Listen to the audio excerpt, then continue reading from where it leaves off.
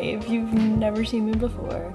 I am currently kind of like on a break, I would say, because it's really cold where I live, and since I live in the south, we literally freak out when there's a sign of being cold.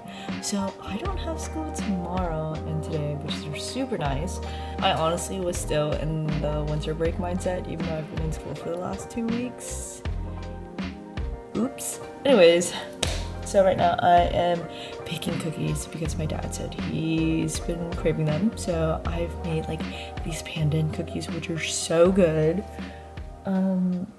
And today we're just gonna try to catch up on work that I've been avoiding, because there's actually so much more lecture-based classes than last year. Like last semester, which is a lot harder, because last semester it was really only like gross anatomy, but this time we're taking like physiology, pathology, radiology, microbiology, like all the good stuff. Like, it's super interesting to learn right now, but I will say it's quite a lot, but it's okay. That's what we're gonna take these next 2 days to really get back into the mindset of being at school. Daddy's all done!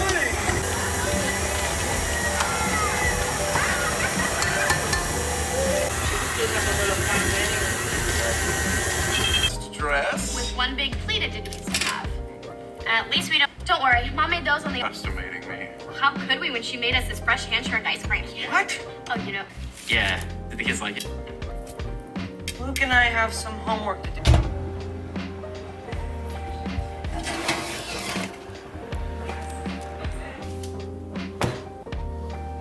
Look at these little green cookies. They are so good. It's like coated with sugar on the outside, which like lets it have these like crumbly look. I love them. The melted sugar like burnt off, and it's so good because it's like caramelized sugar. Oh my gosh, this is it. It's so good. Delicious. Sure if it's like a south thing or like a me thing, but literally it's so cold. I don't want to do anything. My feet are so cold, so I'm trying to go on a treadmill, so I'm not too inactive today. And I'm still watching Modern Family for, been up since 8, it's 12, so only a few hours. And I'm wrapping myself in a blanket, but if I'm on the treadmill, then it means that everything is fine, right? I think so too. The complicated thing about this semester is that for our first exam, we literally have 3 exams on the first day. And that's never really happened before. Like, before we would have like it on different days, like maybe the day after each other, or like every other week we would have an exam. Or every week we would have an exam, which was fine, right? But like 3 exams in one day is pretty insane to me. I'm not even sure where to start. Like, I shouldn't get like, I don't know, like paralysis whenever there's too much stuff to do. I guess like, number one, what they say, just start off 5 minutes and you know what, work from there.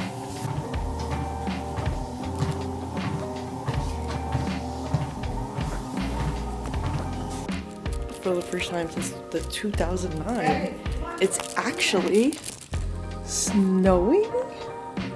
What? This is so crazy. This is insane.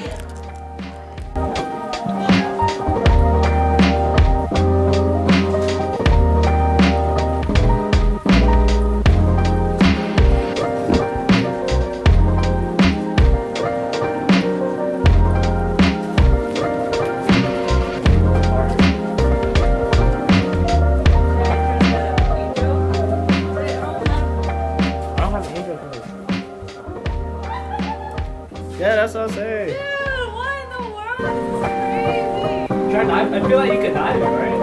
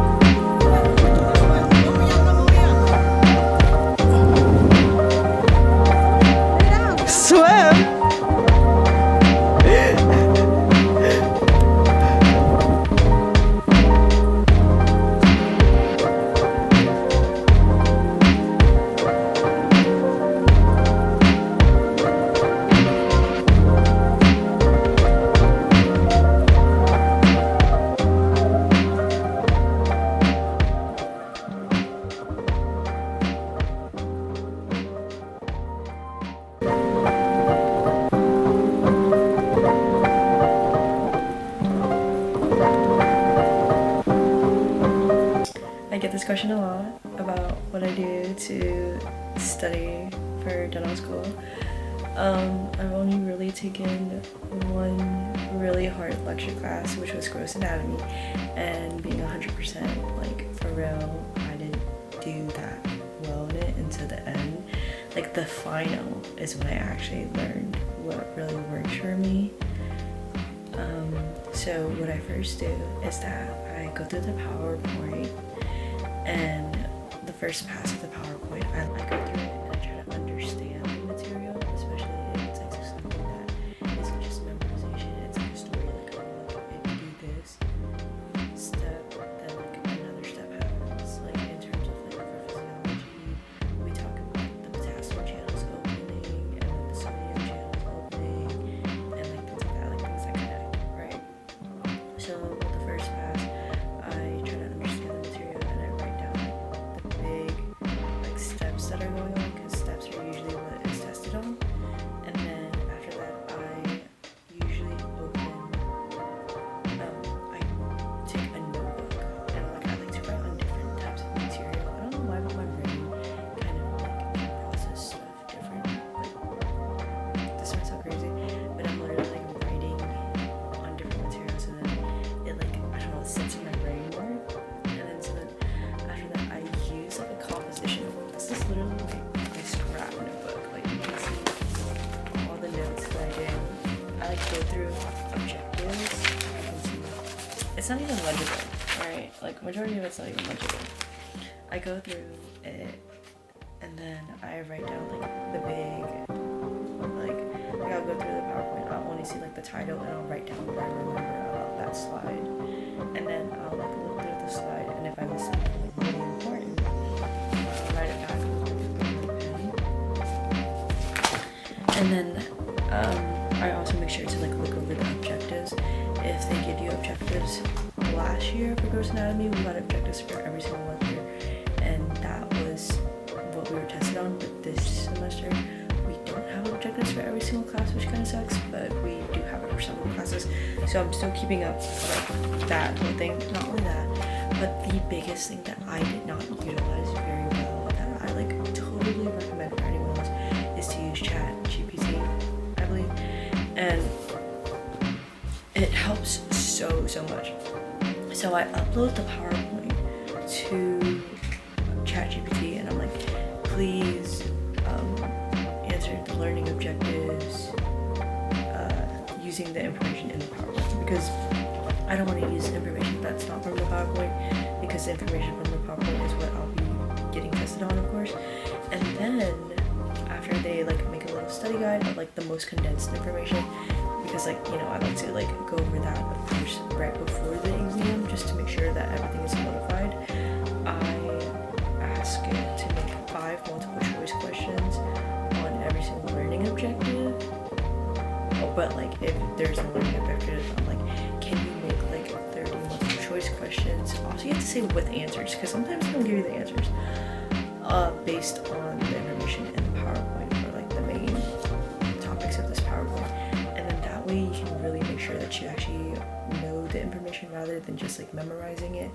I feel like needing to applying it helps you memorize it 10 times more than just like writing through it. And I think that was kind of my problem. What I used to do when I was just like making okay grades was just like going through it one time and be like, okay, like I learned it.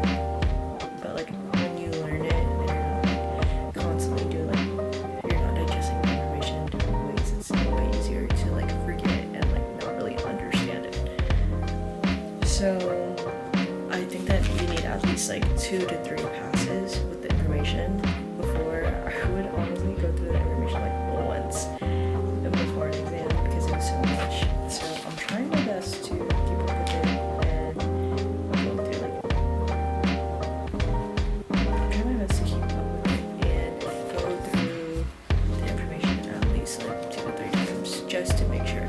And that's one of the times I really got good aid in it. Of course, everyone has different methods, but I think this is what worked for me. I would do an updated video after the semester to see how it changes based on the type of material.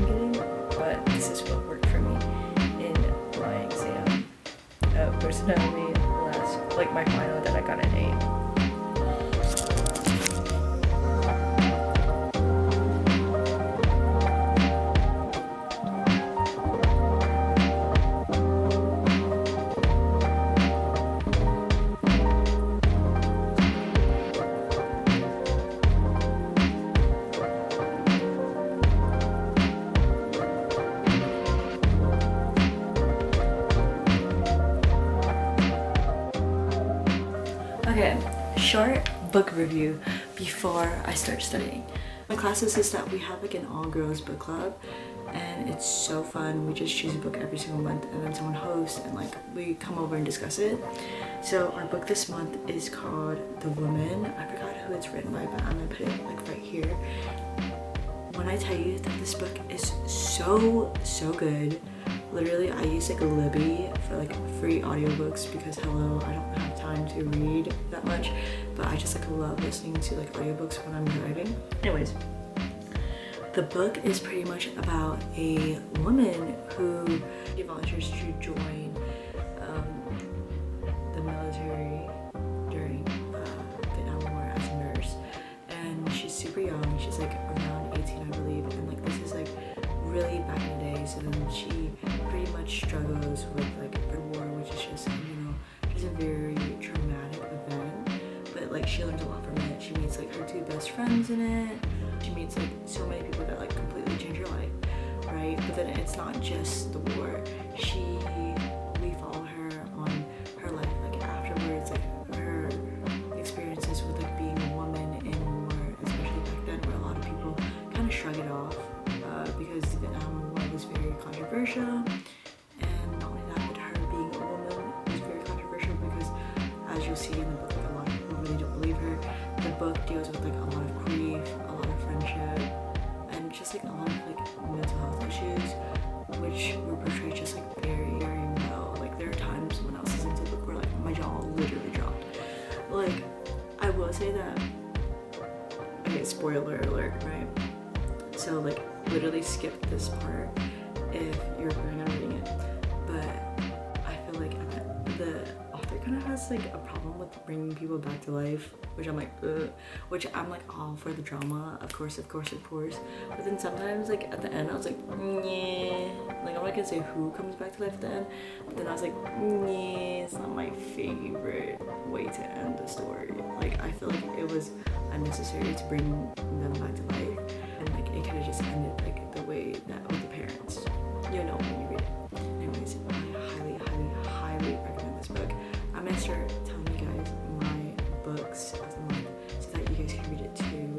I would give this book a 9 out of 10 because I think it was written very well. I think that it had very good storytelling, of course, but the end just didn't kind